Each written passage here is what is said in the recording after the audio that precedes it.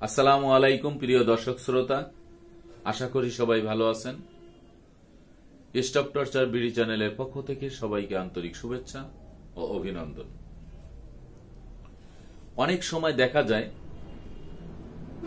যে জমি সংক্রান্ত বিষয়ে দলিল, খতিয়ান এবং অন্যান্য কাগজপত্র নিয়ে ঘাটাঘাটি করার সময় অনেক সময় চোখে পড়ে যে এই সম্পত্তি তো আমার বাবার অথবা আমার দাদার ছিল, কিন্তু এই সম্পত্তি কিভাবে অন্যের হয়ে গেল। তখন কিন্তু নিজের কাছে প্রশ্ন করতে ইচ্ছে করে যে এই সম্পত্তি আমার, কিন্তু আমি পাচ্ছি না কেন, কিভাবে এই সম্পত্তি পাবো। এই বিষয় নিয়ে অনেকেই কিন্তু আমার কাছে প্রশ্ন করেছেন এবং অগণিত প্রশ্ন, যা অধিকাংশ মানুষই জানতে চান যে 40 বছর 50 বছর ধরে এই সম্পত্তি আমাদের হাতছাড়া, কিন্তু সম্পত্তির সবকিছু তো আমাদের নামের উপরে কাগজপত্র হচ্ছে, অথচ এই সম্পত্তি আমাদের দখলে নেই। অনেকের প্রশ্ন হচ্ছে তার দাদা মৌখিকভাবে বন্ধক রেখেছিলেন কিছু টাকার বিনিময়ে, কিন্তু দলিল করে দেন নাই, সেই সম্পত্তি হাতছাড়া হয়ে আছে, কিন্তু এখন যখনই সেই সম্পত্তির দাবি করতেছেন কিন্তু সম্পত্তি দিচ্ছে না, ইত্যাদি ইত্যাদি। এরকম অনেকেই আমার কাছে বিভিন্ন ধরনের প্রশ্ন করেছেন। এই প্রশ্ন যদি আমি আপনাদের সামনে তুলে ধরি তাহলে প্রায় 1-1.5 ঘন্টা লাগবে শুধু এই প্রশ্নগুলি তুলে ধরতে। তাই আমি প্রশ্ন তুলে ধরছি না, শুধু একটি কথা আমি উদাহরণস্বরূপ বলি যে ধরুন 40 বছর পর্যন্ত আপনার সম্পত্তি হাতছাড়া, সেই সম্পত্তি আপনি এখন ফিরে পেতে চান, কিভাবে ফিরে পাবেন? দেখুন, আমাদের পূর্বপুরুষরা তারা অনেক সময় দেখা গেছে যে লেখাপড়া জানতেন না, যে কোনো সাংকেতিক চিহ্ন দিয়ে তারা মনে রাখতেন। নাম মনে থাকতো অমুকের কাছে 1000 টাকার বিনিময়ে জমি বন্ধক রেখেছি অথবা বন্ধক দিয়েছি। এই যে মৌখিকভাবে দেওয়ার পরে এই সম্পত্তি তিনি ভোগ দখল করতেছেন বন্ধক দেওয়ার পরে, অথবা নিজে বন্ধক রেখেছেন তিনি ভোগ দখল করতেছেন, যে কোনো একটি। যে ভদ্রলোক বন্ধক রেখেছেন তিনি মারা যাবার পরে সেই সম্পত্তি সেইভাবে তারা ভোগ দখল করে যাচ্ছেন। রেকর্ডের মূলে রেকর্ড হয়ে গেছে, সবকিছুতে জমির প্রকৃত মালিকের নাম আছে, কিন্তু যিনি ভোগ দখলে আছেন তিনি কিন্তু এই সম্পত্তি ফেরত দিচ্ছেন না। তিনি মারা যাবার পরে তার সন্তানরা ভোগ দখল করতেছেন, কিন্তু সেই জমি নিজের করে নেওয়ার জন্য তার সন্তানরাও কিন্তু সরকারের সংশ্লিষ্ট বিভাগে যাচ্ছেন না, কারণ তাদের মধ্যে একটা ভয় কাজ করতেছে যে এই সম্পত্তি নিয়ে যদি আমি এখন যাই তাহলে আমি কি কাগজপত্র দেখাবো। তারাও কিন্তু অজ্ঞ। এই অজ্ঞতার কারণে আপনার সম্পত্তি কিন্তু তার কাছে সেই দখলীয় ভাবেই কিন্তু রয়ে গেছে। এখন যখন আপনি চাইতে যান তখন কিন্তু তারা দিতে চায় না, তারা হাজারো অজুহাত দেখায় মৌখিকভাবে, কিন্তু বাস্তবে কোনো কাগজপত্র তাদের কাছে নেই। তেমনি ভাবে আমাদের এক ভাই আমার কাছে প্রশ্ন করেছেন যে স্যার, আমার দাদার সম্পত্তি আজকে 40 বছর আগে আমার দাদা মৌখিকভাবে একজনের কাছে বন্ধক রেখেছিলেন, তিনি সেইভাবে ভোগ দখল করে যাচ্ছেন, কিন্তু আমার বাবা কোনোদিন এই সম্পত্তি ফিরে পাবার জন্য চেষ্টা করেন নাই। আমার বাবা লেখাপড়া জানতেন না, মানুষ যেভাবে বলতো সেটাতেই তিনি বিশ্বাস করতেন এবং সেইভাবেই তিনি চলতেন। এবং আমি বড় হবার পরে যখন জানতে পারলাম যে এই জমিটা আমাদের, তখন আমি এই সম্পত্তি দাবি করে তাদের কাছে গেলে তারা এই জিনিসটা কোনো মাথায় নেয় না, কোনো ভুরুক্ষেপ করে না। তখন আমি কাগজপত্র দেখি যে সমস্ত কাগজপত্র আমার দাদার নামে, রেকর্ডও আমার দাদার নামে, এবং লাস্ট যে জরিপ হয়েছেন সেই জরিপও কিন্তু পূর্বের মালিকের নামেই কিন্তু জরিপ হয়ে গেছেন, কিন্তু দখলে আর একজন। এই যে সমস্যাগুলি, এই সমস্যাগুলি কিন্তু খুবই সিম্পল সমস্যা, সাধারণ সমস্যা। একটু মাথাচাড়া দিলেই সম্পত্তি আপনার। এ কিন্তু কেউ আপনাকে হারাতে পারবে না, কারণ জমির সিএস রেকর্ড থেকে এসএ রেকর্ড, আরএস, বিআরএস সব পূর্বের মালিকের নামে হয়ে আসতেছে, শুধুমাত্র ভোগ দখলে অন্যজন। তো এই বিষয়টা নিয়ে যখন আপনি সমস্ত কাগজপত্র যখন আপনি তুলবেন, তখন কিন্তু আপনি স্পষ্টভাবে দেখতে পারতেছেন যে সম্পত্তি আপনার দিকে তাকিয়ে আছে, কিন্তু আপনি নিচ্ছেন না। তো সেই ক্ষেত্রে সামান্য একটু প্রেসার ক্রিয়েট করলে, আইনগত দিক থেকে ব্যবস্থা নিলে সম্পত্তি কিন্তু সুরসুর করে আপনার কাছে চলে আসবে। আর একটি বিষয় হচ্ছে যে 40 বছর ধরে সম্পত্তি অন্য লোকে ভোগ দখল করতেছে, কিন্তু সিএস রেকর্ড, এসএ, আরএস পর্যন্ত আপনাদের নামে, কিন্তু আপনারা জানেন না। কিন্তু বন্ধক দেওয়ার পরে আপনার বিএস রেকর্ড হয়েছে, সেই বিএস রেকর্ডে সেই যে বন্ধক গ্রহণ করেছেন তার নামে বিএস রেকর্ড হয়েছে। তিনি ওই বিএস রেকর্ড দিয়ে কিন্তু এই সম্পত্তি খাচ্ছেন, এবং তিনিও জানেন না যে এই সম্পত্তিটা তিনি কিন্তু তামাদি আইনের আওতায় এনে তিনি কিন্তু নিজে মালিকানা দাবি করে কিন্তু এটি নিতে পারতেন, কিন্তু সেই কাজটিও কিন্তু তিনি করেন নাই। তো এই যে সেই কাজটি তিনি করেন নাই, সেই ক্ষেত্রেও কিন্তু আপনার একটি সুযোগ রয়ে গেছে। আর একটি বিষয় হচ্ছে যে এক ভাই প্রশ্ন করেছেন যে তার ভাইয়েরা তাকে বঞ্চিত করে এই সম্পত্তি থেকে তারা তার বোনকে সম্পূর্ণভাবে বাদ দিয়ে তারা এটি ভোগ দখল করে খাচ্ছেন এবং একটি মাত্র রেকর্ড করায় নিছেন। সেই ক্ষেত্রে তিনি এখন এসে দেখতেছেন যে এই সম্পত্তি ভাইয়েরা নিজেরা ভোগ দখল করতেছে, কিন্তু বোনদেরকে দিচ্ছে না, গোপনীয়ভাবে রেখে দিয়েছেন। এই বিষয়গুলি বলার মানে হচ্ছে যে আপনি যখন জানতে পারলেন যে এই সম্পত্তি আপনার, এই জমি আপনার, এই ভূমি আপনার, কিন্তু আপনি তারপরেও চক্ষু লজ্জায় আপনি জমি চাচ্ছেন না বা আইনগত দিক থেকে ব্যবস্থাও নিচ্ছেন না, যদি সম্পর্কটা নষ্ট হয়ে যায়। কিন্তু যিনি ভোগ দখলে রয়েছেন তিনি কিন্তু ওই চক্ষু লজ্জাটা তিনি করতেছেন না, তিনি তার মতো করে কিন্তু ভোগ দখল করে যাচ্ছে।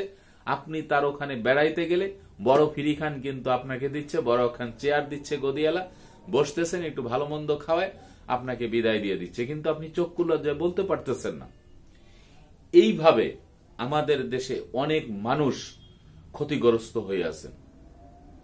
তার প্রমাণ হচ্ছে আমার ভিডিও। আমার যে প্রিয় দর্শক, আপনারা আমাকে এত ভালোবাসেন, যার কারণে আপনারা কিন্তু আমাকে অনেক কমেন্টস করেন।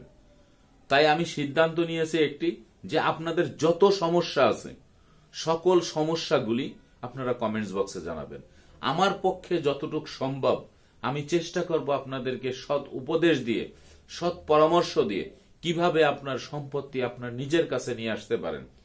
আপনারা অনেকে চিন্তা করেন যে ওই ভয়তে পড়ে, যে চক্ষু লজ্জায় যে একটি ফোন দিব, তো তার কাছে ফোন দিলে স্যার কি মনে করবে, বা তিনি আমার এই কথার উত্তর দিবে কিনা। না, আপনি 24 ঘন্টা আপনি আমাকে নামাজের টাইম ব্যতীত 24 ঘন্টায় আপনি আমাকে ফোন দিবেন। আর একটা বিষয় হচ্ছে রাত 12টা থেকে বা 1টার পরে বা 2টার পরে ফোন দিবেন না, কারণ তখন তো একটু ঘুমাইতে হয়। তো এই যে বিষয়গুলি, এই বিষয়গুলি মাথায় রাখবেন, যে আমি চাই যে আমার ভিডিও দেখে আপনি কিঞ্চিত পরিমাণ হলে উপকৃত হন। 64 জেলা, এই 64 জেলার মধ্যে আপনি বান্দরবন, খাগড়াছড়ি, রাঙামাটি এই 3 জেলা বাদে আপনি বাকি যে 61 জেলা আছে, এখানে সব জায়গার যে জমি বা ভূমি নিয়ে যত সমস্যা আছে সব সমস্যা আপনি আমাকে জানাতে পারেন। জানালে আপনার কি হবে, আমি আপনার জমি ফেরত আইনে দিতে পারি বা না পারি, কিন্তু আপনাকে একটি সৎ উপদেশ দিতে পারবো, সৎ পরামর্শ দিতে পারবো, এবং সেই পরামর্শ অনুযায়ী আপনি যদি কাজ করেন, আশা করি অবশ্যই অবশ্যই আপনার জমি বা ভূমি আপনি ফেরত পাবেন।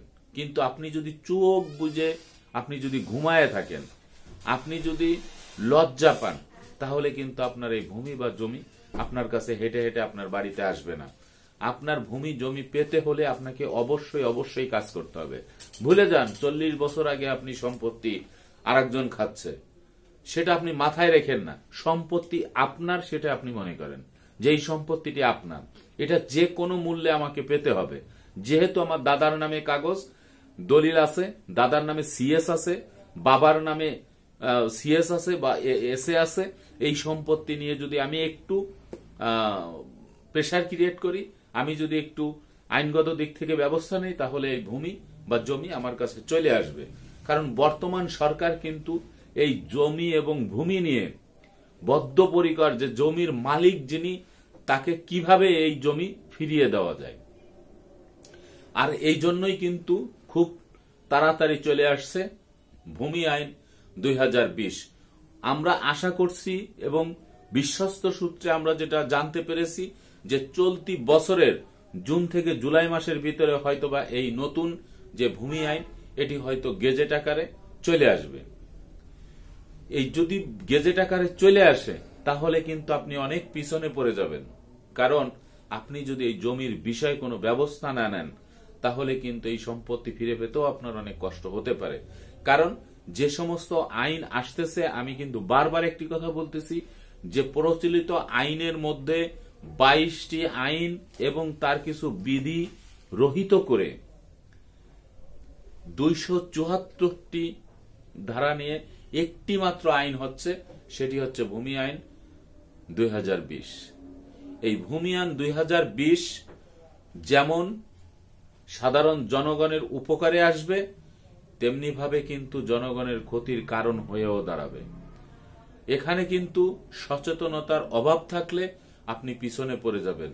আর যদি আপনার সচেতনতা বৃদ্ধি করতে পারেন, আপনি যদি সচেতনভাবে আপনার ভূমির কাগজপত্র তৈরি করে অন্তত পক্ষে দেওয়ানি আদালতে সুনির্দিষ্ট প্রতিকার আইনের যে কোনো ধারা আপনার এই জমিতে প্রযোজ্য, সেই ধারা মোতাবেক যদি আপনি একজন বিজ্ঞ আইনজীবী দ্বারা একটি মামলা দায়ের করে রাখেন, তাহলে অবশ্যই কিন্তু সেটি সংশোধন হয়ে আপনার কাছে অবশ্যই আসতে হবে। কারণ রেকর্ড পরিবর্তনশীল। রেকর্ড পরিবর্তনশীল এই জন্যই যে আমি অন্যান্য ভিডিওতে বলেছি, আপনারা দেখে নেবেন যে রেকর্ড যে কোনো সময় কিন্তু পরিবর্তন হতে পারে। কারণ এই রেকর্ডগুলি কিন্তু সেটেলমেন্ট থেকে, যে ভূমি অফিস থেকে যে ভূমি কর্মকর্তা সার্ভেয়ার যারা থাকেন, তারা কিন্তু এটা পরিমাপ করে জমির অবস্থান শ্রেণী নির্ণয় করে তারপরে কিন্তু এই রেকর্ডটি করা হয়। তবে এটি যখনই আপনার মামলা করা হয় তখন কিন্তু এটি সংশোধন হয়ে আসে। তাই আমরা যদি চুপ করে থাকি তাহলে কিন্তু এই যে দখলদাররা তারাও কিন্তু চুপ করে থাকবে। কারণ কোনো দখলদারই বলবে না যে এই সম্পত্তি তোমার, তুমি নিয়ে যাও, নতুন আইন হয়েছে, এখন এই সম্পত্তি আমার প্রয়োজন নাই, এটা নিয়ে যাও। কখনোই বলবে না। যতদিন খাওয়া যায় ততদিন তারা খাবে। আর আপনিও যদি ঘুমায় থাকেন তাহলে তাদেরও সুখবর, তারা তো আর এটা নিয়ে মাথা ঘামাবে না। তাই আপনার কাছে যদি আপনি মনে করেন এই সম্পত্তির রেকর্ড আমার কাছে, দলিল আমার কাছে, তাহলে আমার দখল কেন আমি পাবো না, অবশ্যই অবশ্যই আপনি কার্যকারী ব্যবস্থা গ্রহণ করবেন। আমি আছি আপনাদের সাথে। যে কোনো সমস্যার কারণে পরামর্শ দেওয়ার জন্য 24 ঘন্টার জন্য আছি। যে কোনো মুহূর্তে আমাকে ফোন দেবেন, নামাজের সময় বাদ দিয়ে, এবং রাত 1টার পরে ফোন দিবেন না। বাকি আমি আপনাদের পরামর্শের জন্য আছি। যে কোনো সমস্যার জন্য ফোন দিবেন। আমার ফোন নাম্বারটি আপনারা লিখে নিতে পারেন। আমি বলছি 01782998833। আমি আবার বলছি 01782998833। এই নাম্বারে ফোন করবেন এবং আমার এই ভিডিওটি সম্পূর্ণ দেখবেন, স্কিপ করে দেখবেন না, না টেনে সুন্দরভাবে দেখবেন। এবং যদি আপনার ভালো লেগে থাকে, আপনি যদি মনে করেন এটাতে আপনি কিঞ্চিত পরিমাণ হলেও উপকৃত হয়েছেন, তাহলে এটা বেশি বেশি করে শেয়ার করবেন। আর যারা এই চ্যানেলটি সাবস্ক্রাইব করেছেন তাদেরকে অসংখ্য ধন্যবাদ। আর যারা এখনো পর্যন্ত সাবস্ক্রাইব করেননি, দয়া করে সাবস্ক্রাইব করে পাশে থাকা বেল আইকনটি অন করে দেবেন, যাতে করে নতুন কোনো ভিডিও যদি প্রকাশ করি সেই ভিডিওটি খুব সহজে আপনার কাছে পৌঁছে যায়। তো প্রিয় বন্ধুরা, আজকে যে বিষয়টি আলোচনা করলাম সে বিষয়টি এখানেই শেষ করছি। আগামীতে দেখা হবে অন্য কোনো ভিডিও নিয়ে। সে পর্যন্ত ভালো থাকবেন, সুস্থ থাকবেন। আল্লাহ হাফেজ।